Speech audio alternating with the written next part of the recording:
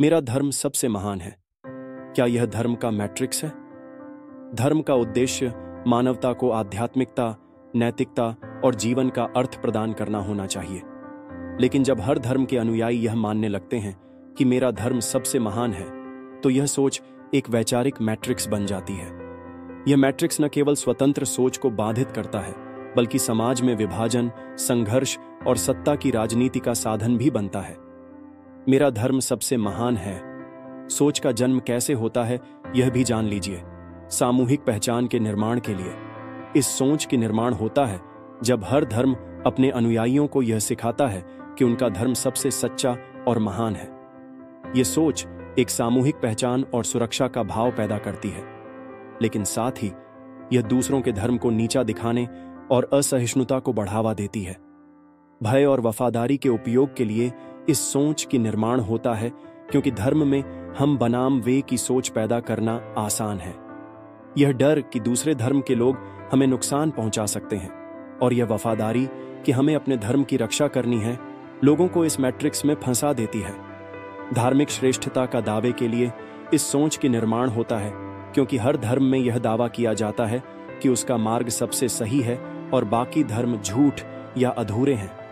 यह दावा अनुयायियों को एक वैचारिक कैद में रखता है, जहां वे दूसरे धर्मों के विचारों को समझने या स्वीकार करने से इनकार कर देते हैं। आइए जानते हैं कि धर्म का मैट्रिक्स कैसे काम करता है। सच को सीमित करने से धर्म के अनुयायी अक्सर यह मानने लगते हैं कि उनके धर्म की शिक्षाएं ही अंतिम सत्य हैं। यह सोच उन्हें नए विचारों, तर्क और अन्य दृष्टिकोणों को समझने से रोकती है। मेरा धर्म सबसे महान है कि सोच अक्सर धर्मों के बीच संघर्ष और विभाजन को बढ़ावा देती है। यह मैट्रिक्स सत्ता के लिए एक साधन बन जाता है, जहां धार्मिक नेता और राजनीतिक ताकतें इसका उपयोग अपने हितों के लिए करती हैं। स्वतंत्र सोच को दबाने पर जब लोग यह मान लेते हैं कि उनका धर्म सबसे श्रेष्ठ है, तो वे अपने धर्म के सिद्धांतों और नियमों पर सवाल उठाने से डरते हैं। यह स्वतंत्र सोच और आत्मनिरीक्षण को बाधित करता है। सत्ता और धर्म के मैट्रिक्स का संबंध क्या है?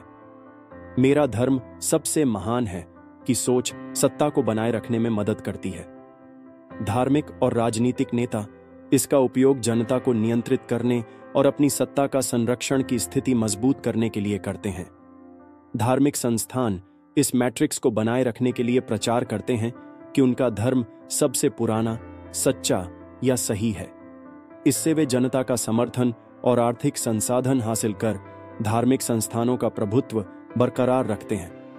इस मैट्रिक्स में फंसे लोग खुद को दूसरों से श्रेष्ठ समझते हैं। इससे न केवल समाज में असमानता बढ़ती है, बल्कि शांति और सहयोग की संभावना भी खत्म हो जाती है और आत्मकेंद्रित समाज का निर्माण होता है। क्या धर्म के मैट्रिक्स से बाहर निकला जा सकता है? हमें धर्म की सार्वभौमिकता को समझने की जरूरत है कि हर धर्म में समान और मूलभूत मान्यताएं हैं। प्रेम, करुणा और मानवता की शिक्षा सभी धर्म देते हैं। धर्म को व्यक्तिगत अनुभव बनाना, व्यक्तिगत तथा आस्था तक सीमित रखना जरूरी है। इसे सत्ता और सामाजिक श्रेष्ठता का साधन बनने से रोकना होगा। अपने अंदर सवाल पूछने का साहस पैदा करने के साथ धार्मिक शिक्षाओं और परंपराओं पर सवाल उठाने और तर्क संगत दृष्टिकोण अपनाने से लोग इस मैट्रिक्स से बाहर निकल सकते हैं। समानता और सहिष्णुता पर जोर देने के साथ मेरा धर्म सबसे महान है कि सोच को त्याग कर अगर हम सभी धर्मों को समान रूप से देखना शुरू करें, तो समाज में शांति और भाईचारे का निर्माण हो सकता है। संपूर्ण चर्चा का निष्कर्ष यह निकलता है, मेरा धर्म सबसे महान है कि सोच धर्म के माध्यम से बनाया गया एक वैचारिक मैट्रिक्स है, जो लोगों को अपनी सीमित धारणा में बांधता है और उन्हें स्वतंत्र सोचने से रोकता है। सत्ता और ताकत के लोग इस मैट्रिक्स को बनाए रखना चाहते हैं, क्योंकि यह उनके प्रभाव और नियंत्रण को मजबूत करता है। इससे बाहर निकलने का एकमात्र तरीका है सहिष्णुता, समानता और स्वतंत्रता की ओर बढ़ना। जब हम धर्म को मानवता की सेवा के लिए उपयोग करना सीखेंगे, तब यह मैट्रिक्स टूटेगा और समाज में सच्चा विकास संभव होगा।